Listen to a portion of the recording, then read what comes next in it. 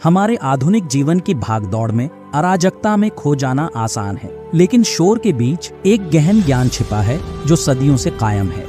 बौद्ध धर्म के केंद्र में हमारी यात्रा में आपका स्वागत है, जहां कालातीत कहानियां आशा, लचीलेपन और ज्ञानोदय का संदेश देती हैं। आज की हमारी कहानी एक ऐसी कहानी से शुरू होती है जो हमें याद दिलाती है कि चाहे हमारा बोझ कितना भी भारी क्यों न हो, शांति का रास्ता हमेशा होता है। पहाड़ों के बीच बसे एक छोटे से गांव में कोजी नाम का एक विनम्र साधु रहता था। वह पूरे देश में अपनी बुद्धिमत्ता और करुणा के लिए जाने जाते थे।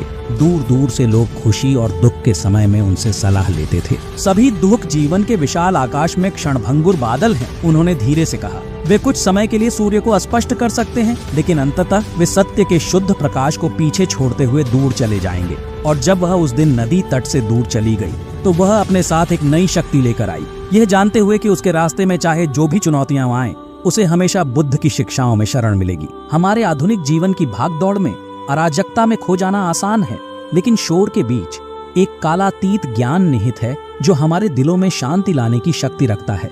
आज आइए हम प्राचीन ज्ञान की गहराई में यात्रा करें, क्योंकि हम एक गहन बौद्ध कहानी का पता लगाते हैं जो हमें याद दिलाती है कि सभी दुख अंततः दूर हो जाएंगे।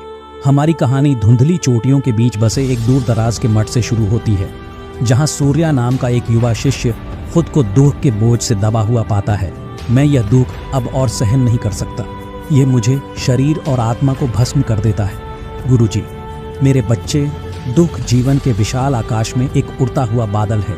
ये आता है, रुकता है और फिर विलुप्त हो जाता है और अपने पीछे एक साफ आकाश छोड़ जाता है। सूर्या, लेकिन मैं ऐसे अंधेरे के बीच सांत्वना कैसे पा सकता हूँ गुरुजी? गुरुजी, आइए मैं आपके साथ पीढ़ियों से चली आ रही एक कहानी साझा करता हूँ। एक ऐसी कहानी जो आंतरिक शांति का मार्ग प्रशस्त करती है। एक समय की बात है, एक दूर के गांव में माया नाम की एक युवती रहती थी। वह भी दुख के बोझ से दबी हुई थी। उसके दिल पर छाई छायाओं से परे देखने में असमर्थ थी। एक दिन तक उसकी मुलाकात एक बुद्धिमान भिक्षु से हुई, जिसने उसे एक सरल लेकिन गहन सत्य बताया कि सभी चीजें, खुशी और दुख दोनों अनित्य हैं।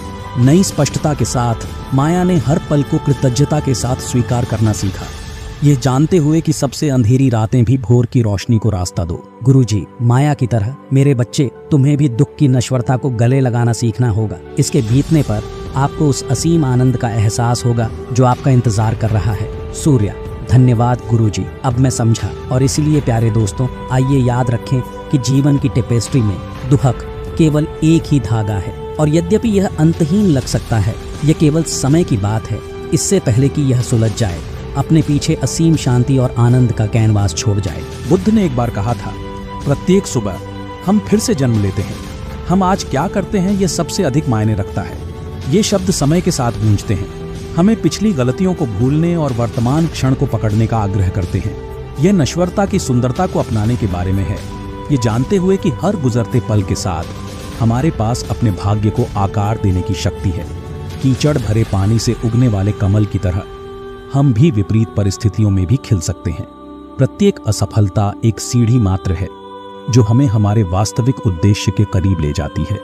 अपने चारों ओर देखें, प्रकृति स्वयं नवीकरण की लय में नृत्य कर रही है। प्रत्येक सीजन के साथ दुनिया एक परिवर्तन से गुजरती है, पुराने को हटाकर नए के लिए रास्ता बनाती है। और इसलिए आइए हम एक साथ इस यात्रा पर निकलें, आत्मखोज, विकास और अनंत संभावनाओं की यात्रा। क्योंकि जीवन की टेपेस्ट्री में हर दिन एक नया मौका है जीने का, प्यार करने का, और प्यार करने का मौका हमारे अस्तित्व की सुंदरता को अपनाएं। जब तक हम दोबारा न मिलें, आप शांति से चलें और हर नए दिन में आनंद पाएं। अधिक प्रेरणादायक सामग्री के लिए सदस्यता लें और फॉलो करें।